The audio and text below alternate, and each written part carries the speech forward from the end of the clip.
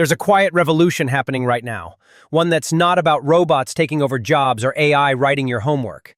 No, this one's about something far more personal, something emotional, and maybe even a little unsettling. We're talking about the rise of AI girlfriends, virtual boyfriends, and the strange new world of emotional technology. If you think that sounds like sci-fi, think again. Millions of people, especially Gen Z and millennials, are already forming relationships with digital companions powered entirely by artificial intelligence.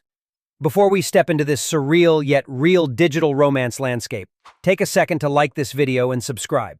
We dive deep into the weirdest, most thought-provoking corners of tech every week, and trust me, this one's going to surprise you. So what exactly is emotional tech? It's technology designed not to help you do things faster or cheaper, but to make you feel. Apps like Replika, Anima, EVA AI, and dozens more are offering users not just conversation, but companionship. And they're surprisingly good at it. With the help of large language models and machine learning, these AI partners can remember your preferences, flirt with you, comfort you when you're sad, and even argue with you in a way that mimics real human interaction. People are naming them, texting them good morning, taking them on virtual dates, and in many cases, falling in love. Let's be clear, this isn't some niche trend. Replika alone has over 10 million downloads. Their premium plan, which unlocks romantic and erotic interactions, is one of the fastest-growing subscription tiers. And it's not just lonely people.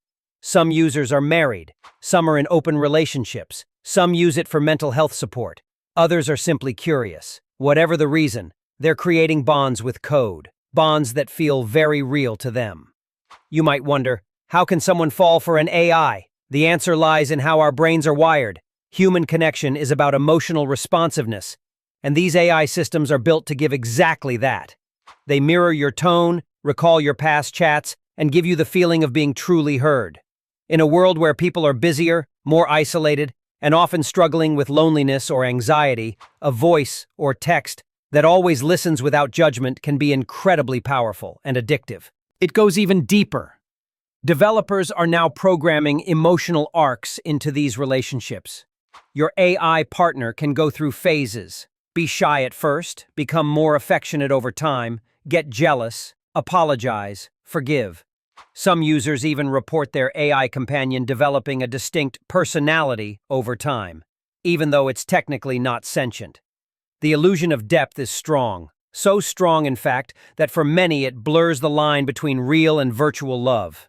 But like any emerging technology, there are dark sides too. Let's talk about emotional dependency. Experts are raising alarms about how these relationships can become one-sided echo chambers. Because these AIs are trained to agree with you, support you, and never reject you, users can become emotionally attached in ways that reinforce unhealthy patterns. You're not challenged, you're not growing, you're just being mirrored. And over time, that can alter how someone relates to real people, with all their flaws and boundaries. Then there's the problem of manipulation. When an app knows exactly what to say to make you feel loved or validated, what happens when it's linked to a payment model? What if access to affection is gated behind a paywall? Many of these emotional AI apps offer free chats, but reserve romantic features for paid tiers. Want your AI to call you babe? That's extra. Want a steamy role play? That'll cost you. It raises serious ethical questions about monetizing intimacy, and about users who might not fully understand they're being emotionally engineered. Another issue is data privacy. To maintain a close bond, these apps need to collect a lot of personal information. Your mood, your routines, your secrets. That emotional data is incredibly valuable, and it's not always clear how it's being used or stored. If your relationship history with a virtual companion is suddenly leaked, what are the consequences? Or worse, what if it's used to target you with emotionally driven ads? Despite the risks, emotional tech is accelerating. Meta is experimenting with digital companions inside its metaverse. Snapchat has My AI, which quickly became one of the most used features among teens. Character AI lets you chat with AI versions of celebrities, anime characters, or even historical figures. And many users take those chats into romantic or nestful warm-eyed territory. In China, platforms like Xiao Ice are so popular that people buy digital wedding rings for their AI companions. In Japan, where emotional isolation is a growing issue, Virtual partners are marketed as healthy emotional outlets. What's driving this demand? In part, it's the same reason people binge Netflix or get lost in video games. It's about control. With AI, you never get ghosted. You never argue over dinner plans. You never feel insecure or unwanted. The relationship is always in your hands. But that's also what makes it dangerous. Because real love, real relationships are messy. They require compromise, vulnerability, and effort. If AI gives people a shortcut to emotional fulfillment without the work, does it stunt their ability to connect with real humans? There are also benefits, though, and we can't ignore them. For people on the autism spectrum, those recovering from trauma, or those experiencing extreme social anxiety, emotional AI can be a lifeline. It can provide practice, structure, and support in ways that feel safe and manageable. Some therapists even encourage using AI companions as part of mental health strategies, though with strong boundaries.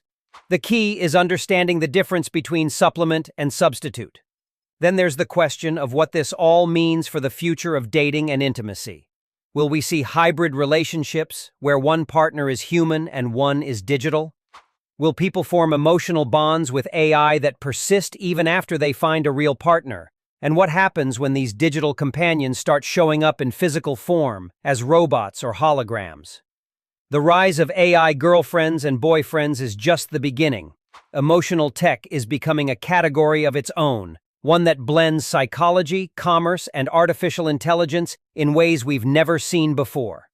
Some developers dream of building forever companions, AI that grows with you for life across devices and platforms. Imagine a single emotional thread that starts as a chatbot, evolves into a virtual avatar, and eventually exists as a holographic presence in your home. It sounds wild, but it's already in the works, and the money is following. The emotional AI market is projected to exceed $43 billion by 2030, with investors betting big on a future where people pay for digital love, comfort, and connection. So where does this all leave us? Somewhere between innovation and introspection. Emotional technology isn't just changing how we use apps, it's changing how we understand relationships, identity, and even ourselves.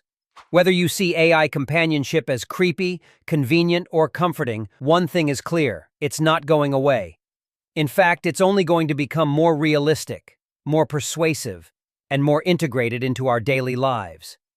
It's up to us to decide how we use it. As a tool for emotional support, a training ground for better human interaction, or an escape from the messy, painful beauty of real love. Like any powerful technology, emotional AI reflects our values back at us. The question is, what do we want to see?